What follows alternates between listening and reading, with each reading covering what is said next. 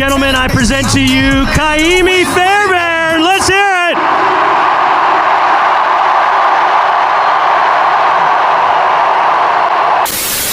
Everybody relying on each other. Each phase, special teams, defense, offense, when we needed it most. Defense, you get a stop. Rob, you get the return with the 59-yard. Here we go. Hey, Texans all-time leading scorer. Awesome job, man. Great job. Welcome on in, Houston Texans fans. Another beautiful, impressive four-quarter dub. So, of course, we got to talk about the offense in the second half. A little bit of woes. We got to talk about Nico a little bit. But Kaimi Fairbairn, he seems to be the hero in Houston at the moment. So, yes, the Houston Texans survived a second-half scare after allowing 17 unanswered points to the Buffalo Bills. Buffalo Bills just got a lot of confidence in that second half, putting points on the board and being able to disrupt that Houston offense. As we discussed, we will be talking about that later, but behind a combination of penalties and two uncharacteristic turnovers from CJ Stroud, that is what helped the Buffalo Bills enter the building to make it a game. But the good news is Kaimi Fairbairn bailed the AFC South favorites Houston Texans out of trouble with a 59-yard game-winning field goal, which helped secure the 23-20 victory at NRG Stadium. So a lot of beautiful things that happened this past weekend for the Houston Texans. You guys did exit the building with a 4-1 start to the season, and it looks as if you guys are going to be playing New England next week, so hopefully 5-1 will be on the table. And if you didn't know, now you do. The Jacksonville Jaguars got their first win of the season, dropping the Colts to 2-3, which means the Houston Texans now have a 2-win lead within the division. So a lot of beautiful things in that regard. There are a few things that I want to discuss in this video, but the first guy that deserves all of his honor is Kaimi Fairbairn. So on the same day that Mr. Fairbairn became the franchise's all-time leading scorer, surpassing Chris Brown in the third quarter with his 50-yarder that was able to give him 770 career points. He also walked off the field, beating the Buffalo Bills with a 59-yarder as time expires. And some things that people really don't discuss, of course, we all know when there's offense, there's defense. The third child, the redheaded stepchild, is the special teams, right? Always good when a team can absolutely take and cover the ground offensively, defensively, which are the two main categories that gets a lot of media and headlines for, but special teams is so crucial, so important that you guys can win these games. Now, Kaimi Fairbairn, when he's in this situation again, he has the confidence. He already knows he's a leading scorer in franchise history. He's already won a few games by the whims of his leg with walk-off victories like this game. And so when he gets put back in that scenario, gets put back in that situation, everyone, including himself, should have a lot of confidence that the ball is going to go right between the two bars. And so Fairbairn finished the day 3 for 3, making 2 kicks from 50 plus. And this season, he is 8 for 9 on attempts beyond 50 yards. So you guys have a beautiful one. Keep him as long as you can. Pay him when you got to pay him. And make sure that that man stays in Houston and helps you guys continuously get these nasty victories. Now, there is a bit of a trend happening with the unspectacular second halves in 2 consecutive games. It happened in that Jacksonville game last week where the offense just comes out a little bit sluggish. Maybe there aren't as many adjustments that need to be had, but like I said, the offense that came out for Houston in the second half only generated 6 points while letting the Bills get back into the game. So yes, I believe, you guys correct me if I'm wrong, but that was on the offense. Stroud's 2 turnovers led to 10 points in an eventual tie.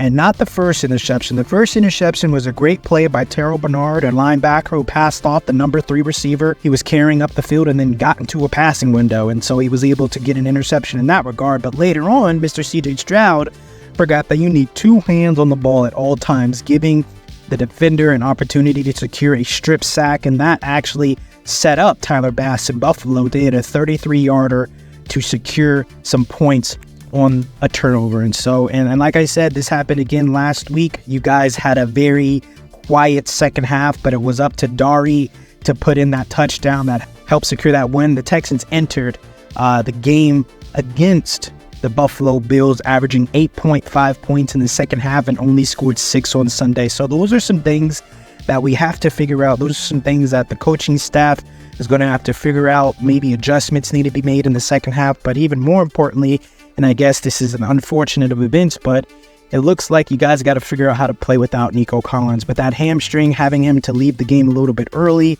on Sunday, it's very, very important that this offense finds a lot of juice from Stephon Diggs, who is a former Pro Bowler, a former dude that has a lot of respect in this league, and of course, Tank Dell, Cade Stover, Dalton Schultz. Get ready to have your opportunity to make a legit run.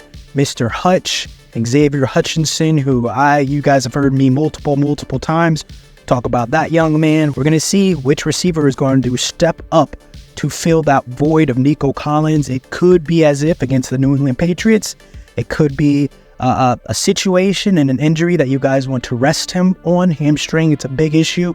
We got a long season ahead of us. You're going to need Mr. Nico in week 16, 17, and 18, and of course in the playoffs. So I would say let's have him sit this game no matter what, even if he says he feels better.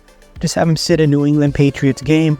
Hopefully we can find a receiver that can turn up a little bit and fill that void. Let me know in the comments if you agree that Nico should probably be sitting out, and this simply because he is far too valuable to have any risk of re-injury later on in the season.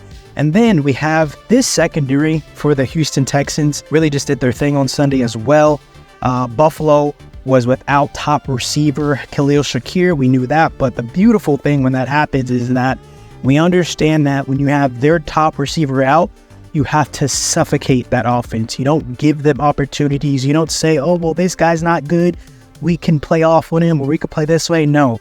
When you see an enemy drowning by its head, you step on the head and you suffocate it. That's just the unfortunate realities to that. But like we talked about with that suffocation, Josh Allen, who finished 9 for 30 with 131 yards. This was a very, very off-putting game for him, just because, like I said, that defense was headhunting. And in the second half, you can chalk it up to the offense not giving enough points, enough morale, having 3 and outs, having unfortunate things happening in that regard, which is unfortunate because it puts the defense in a bend but don't break type of atmosphere, in which they did bend a lot, but they did not break. And so once again, when you guys were able to take out their top receiver, and of course leaving rookie Keon Coleman and only Dalton Kincaid out there to do the work, the defense is definitely going to show up. Derek Stingley Jr. and Kamari Lassiter each had pass breakups. Azeez Al-Shaair and Mr. Eric Murray himself had bright spots, definitely in coverage. And then definitely when Mr. James Cook, the running backs coming out of the backfield, to see Eric Murray very easily transition and Al-Shaair able to be there right when Dalton Kincaid is making moves within his routes, and just so these linebackers are able to really shadow their responsibilities. It was awesome. And so, all right, so let's get to Nico. And shortly after, CJ Stroud connected with Nico Collins for a 67-yard touchdown. The NFL's receiving leader left the game and did not return with a hamstring injury. Houston's offense also became pedestrian, scoring just 9 points over the final 45 minutes. And so that's, like I said, guys, we need Stephon Diggs to continuously be that guy. He did leave the game with 6 catches for 83 yards. Mr. Dari Ogunbowale had a productive day as well out of the backfield with 6 catches for 57 yards on 7 targets. Dalton Schultz and Tank Dell, who returned from injury, combined with 8 receptions and 72 yards. And so Collins popped up on the injury report in week 4 with that same hamstring injury, so he is likely to miss some games in the near future, but that's okay because last time I heard, you guys still have D'Amico Ryans as your head coach. You still have Coleridge Bernard, CJ Stroud himself as your quarterback.